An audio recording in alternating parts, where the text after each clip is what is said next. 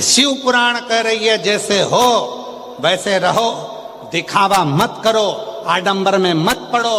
ये नहीं कि बहुत चंदन लगा लिया, बाल बढ़ा लिए, कपड़े बदल लिए तो शिव मिलेगा, बहुत सारी माला पहन ली तो शिव मिलेगा।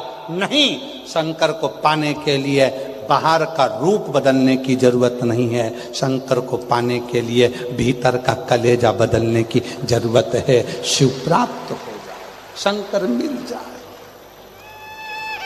शिव की प्राप्ति, उसको हर पल, हर घड़ी, हर क्षण याद करते रहो, हर पल याद करो।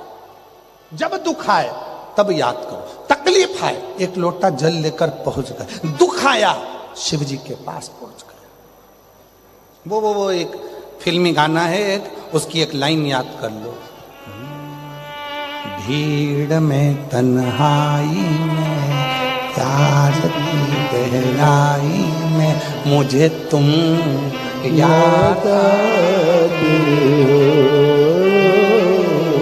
मुझे तुम याद आते हो। शिव याद आए हर पल, हर घड़ी, हर क्षण, तो समझना कि शिव है। कथा आज समापन हो जाएगी, आप अपने घर चले जाओगे। जब तुम्हारे जीवन में दुख आए, तकलीफ आए, कष्ट आए, एक लोटा जल लेकर जब शिव के पास जाओ और तुम्हें याद आए कि डबरा में सियोर वाला बाबा आया था और उसने कहा था कि शंकर पर भरोसा करना, जब तुम्हारी बुद्धि में ये बैठ जाए तब मुझे तुम याद आते हो, मुझे तुम याद आते हो। बस वो याद रहे और कुछ भी नहीं। आएगा, दुख हरेगा, तकलीफ दूर करेगा, कष्ट दूर करेगा, मेरे संकट काटेगा, मेरा भोले बाबा आएगा, जरूर आएगा, निश्चित है आएगा।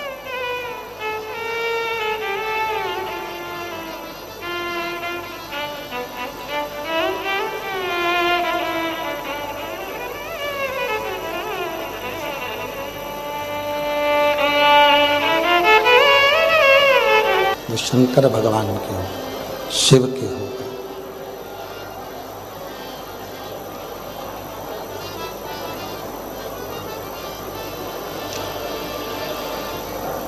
जितनी तकलीफें हैं, जितना कष्ट है, सब शिव का होगा, सब शिव का, फिर वो आपका नहीं रहा।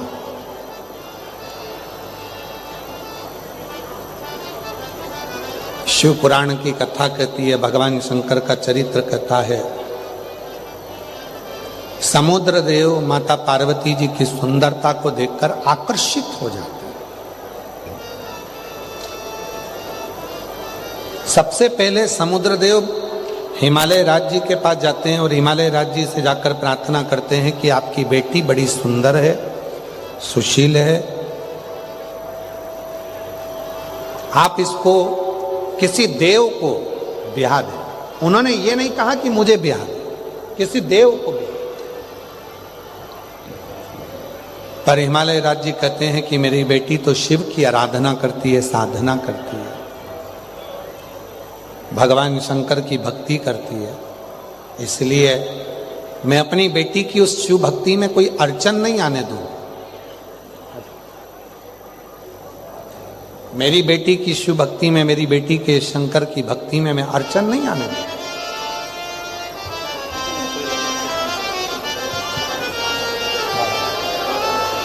बेटे की नौकरी सरकारी लगी, स्टेशन मास्टर के रूप में नौकरी लगी है। एक बार जोरदार ताली बजाकर साधुवाद। रेलवे में शिव हिमालय राज्य ने कहा कि मैं अपनी बेटी की शिव भक्ति में कोई अड़चन नहीं आने दूंगा। उसकी शिव भक्ति है, उसका भजन है, उसका स्मरण है, उसकी शिव भक्ति है, उसकी अर्चना है, उसका भजन है, तो उसमें मैं अड़चन नहीं आने दूंगा। ये हमारा भी कर्तव्य है, ये आपका भी कर्तव्य और हमारा भी कर्तव्य। अगर कोई शंकर जी की भक्ति कर रहा है तो उसको अड़चन उत्पन्न मत करो।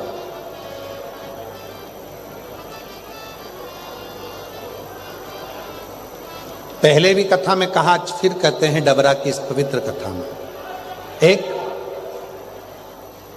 शिव के भक्त को मनुष्य को भोगना पड़ता।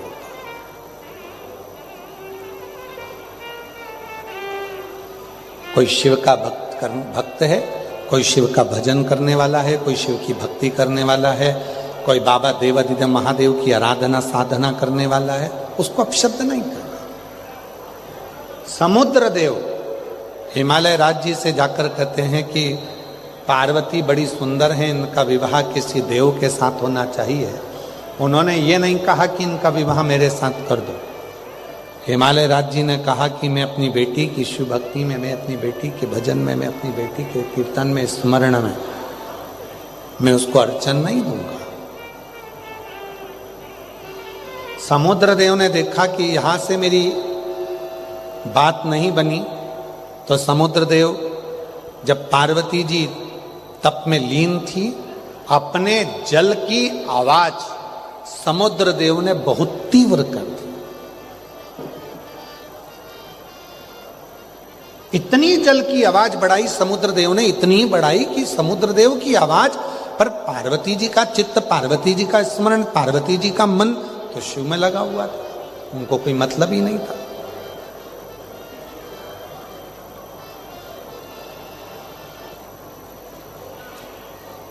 जो शंकर की कथा सुनने आते हैं ना, उनको कोई मतलब नहीं रहता कि कौन क्या कर रहा है। कोई ग्वालियर से आया है, कोई आगरा से, कोई राजस्थान से, कोई डबरा से, कोई दतिया से, कोई झांसी से, कोई भिंड से, ना जाने कहां कहां से आप लोग कथा सुनने के लिए आए हो। हमें मालूम है, आदरणीय मंत्री जी कह रहे थे, डॉक्टर नरोत्तम मिश्रा जी, कि गुरुजी ये शिव महापुराण के जो भक्त हैं, इनके जैसी भक्ति नहीं देखी। अपनी जगह नहीं छोड़ते, किसी को आड़ा टेढ़ा नहीं बोलते, भोजन मिल गया टाइम पर तो ठीक, ना मिला तो अपना भजन करते हैं, रात दिन श्री शिवाय नमस्तुभ्यम जपते हैं और भगवान की कथा को श्रवण करते हैं। इन्हें कोई मतलब, किसी से मतलब नहीं इनको, इनको केवल शिव से मतलब। और शिव भक्त को जब परेशान किया जाता है तो उसका भोग मनुष्य को भोगना ही पड़ता है। ना कभी शिव पुराण की निंदा करो, ना कभी शिव भक्त की निंदा करो, ना कभी शिव की निंदा करो। बहुत बहुत संसार में मनुष्य देह में भोगना पड़ता, बहुत बहुत।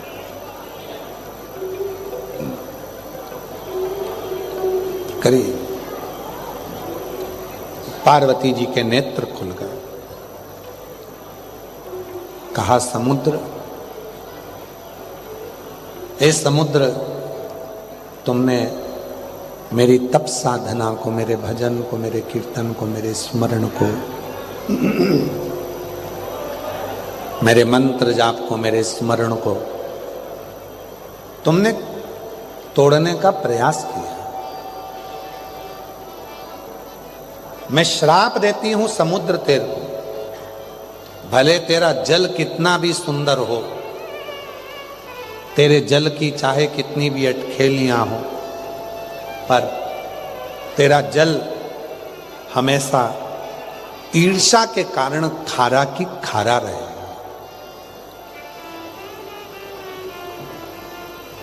और सुनो नदियां, तालाब, बावड़ी, कुएं, तुम भी सुन लो, एक शंकर की भक्ति करने वाले की भक्ति को तोड़ने में तुमने साथ दिया है। तुम जब समुद्र से जाकर मिलोगे तो तुम भी खारे हो जाओ, चाहे तुम में कितनी भी मिठास हो, पर तुम खारे हो। भले तुमने कितनी भी मिठास, तुम कितनी भी मिठास से भरे हो, पर तुम भी समुद्र का संग तुमने दिया है, समुद्र का साथ तुमने दिया है, इसलिए तुम भी खारे हो जाओ। शिव भक्त के सिवा दिल ना लगाना, शिव के सिवा कहीं दिल ना लगाना। 12 साल के बाद हुआ, एक बार जोरदार ताली बजाकर साधुवाद में। तुझे आंसू बहाना, वरना पड़ेगा तुझे आंसू बहाना, शिव के सिवा कहीं दिल ना लगाना, शिव के सिवा कहीं दिल ना लगाना। जितनी नदी, जितने तालाब, बावड़ी, समुद्र के संत ने मिलकर तब साधना को तोड़े। इन नदियों ने भी साथ दिया इस समुद्र का, इन सरोवरों ने साथ दिया समुद्र का, इन तालाब ने साथ दिया समुद्र का।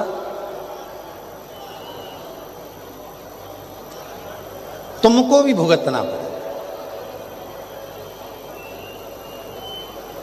मेरी जीजियों डबरा की, मेरे जीजाओं डबरा के, मेरे बेटी बेटाओं, मेरे बुजुर्ग माँ बाप कहीं पत्थर फेंक रहे हैं, कहीं लकड़ी फेंक रहे हैं जलाशय में। शिव महापुराण की कथा तो यहां तक कहती है कि यदि आपके घर में, आपके मंदिर में, आपके देवालय में, आपके शिवालय में यदि शंकर भगवान पर बेलपत्र चढ़ रही है, पुष्प चढ़ रहा है, मंदिरों में बहुत सारा पुष्प एकत्रित हो रहा है, तो उसको ले जाकर विसर्जन करें। विसर्जन का मतलब ये नहीं है कि नदी में, तालाब में, बावड़ी में, कुएं में ले जाकर डालें। विसर्जन का मतलब है किसी एक स्थान पर उसको एकत्रित करें और जब वो पूर्ण तरह से नष्ट हो जाए तो उसकी खाद बनाकर किसी पौधे में ले जाकर डालें, जिससे उस पौधे की उन्नति होना प्रारंभ हो जाए। जरूरी नहीं कि आप जलाशय को दूषित करें, जरूरी नहीं कि किसी नदी, तालाब, बावड़ी या कुंड को आप दूषित करें। विसर्जन का मतलब है कि जब आपने पूजन करी, पूजन करने के बाद आपने चावल का दाना लेकर शिव जी को समर्पित करा और अपनी पूजन का विसर्जन कर दिया। बाबा मेरी गलती को क्षमा करिए, मैंने जो कुछ भी गलती करी है इस पूजन में, अनुष्ठान में, आप मुझे क्षमा कर दीजिए। और वो निर्माल्य को ले जाकर आप एक और ले जाकर उसको एकत्रित करो। जब वो खाद बन जाए पेड़ पौधों में डालो।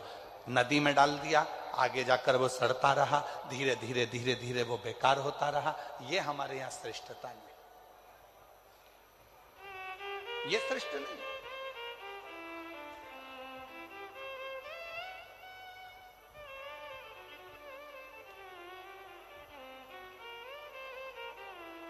कई लोगों को तो आज तक दीपदान करना भी नहीं आता। हमारा निवेदन है विष्णु पुराण को एक बार पढ़िएगा, पद्म पुराण को एक बार पढ़िएगा, और हिंदी में गीता प्रेस गोरखपुर की विष्णु पुराण लेकर आओ, पद्म पुराण लेकर आओ, कूर्म पुराण लेकर आओ, नारद पुराण लेकर आओ। जितनी पुराणे हैं उसका धीरे धीरे अध्ययन करो तो आपको दीपदान करने का फल मालूम पड़ेगा। कई लोगों के मन में आता है कि दिया जलाया और उस दिए को जलाकर पानी में छोड़ दिया तो दीपदान हो गया। शिव महापुराण की कथा कहती है कि दीप को लगाकर जल में छोड़ने की जगह घाट पर रखो। क्यों? घाट पर रखोगे और एक दीप, 1000 दीप दान कर रहे हो, उसमें से एक दीप नदी में छोड़ दो, तालाब में छोड़ दो, बावड़ी में छोड़ दो, बाकी के दीप घाट पर लगाइए। क्यों? क्योंकि घाट पर लगाए गए दीप पितरों को भी रोशनी देते हैं, पूर्वजों को भी रोशनी देते हैं, घर का वास्तु ठीक कर देते हैं, हमारे घर में कालसर्प दोष हो उसको समाप्त कर देते हैं। और घाट पर लगा हुआ दीप पितरों के पिंड दान के बराबर माना जाता है और पितरों का पिंड भी वो दीप के बल पर हो जाता है। इसलिए दीप घाट पर होना। पर कई लोगों की आदत होती है, नदी में गए हैं, अगरबत्ती, मोमबत्ती, वो कौन सा मिठाई के डब्बे ले लिए, मिठाई के डब्बे, फुलझड़ी के डब्बे इकट्ठे कर लिए। कार्तिक का महीना था, दीपदान करने गए थे, 1000 दीप बना बनाकर सारा नदी में छोड़ दिया। आगे जाकर वो कचरा इकट्ठा हो गया और पूरी नदी दूषित हो गई। उस माँ को दूषित नहीं करना है, उस माँ को शुद्ध करना, उस माता को शुद्ध करना। कनक दानव प्रकृति को नष्ट कर रहा है, और कनक दानव जब प्रकृति को नष्ट कर रहा था तब इंद्र को सूचना मिली और इंद्र ने आकर कनक दानवों से युद्ध किया। और कनक दानव से जैसे युद्ध करा तो इंद्र विजय प्राप्त नहीं कर पाए। क्यों? क्योंकि कनक दानव प्रकृति को नष्ट करने में लगा हुआ था। जितना वो प्रकृति को नष्ट करने में लगा हुआ था उतना ही वो कनक दानव पर धन,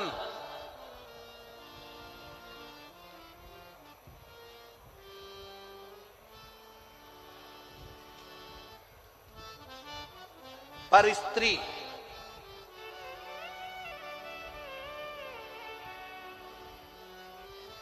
को अपना बनाकर अपने पास में रख लेता। पर धन को भी अपने पास रख रहा, पर स्त्री को भी अपने पास रख रहा।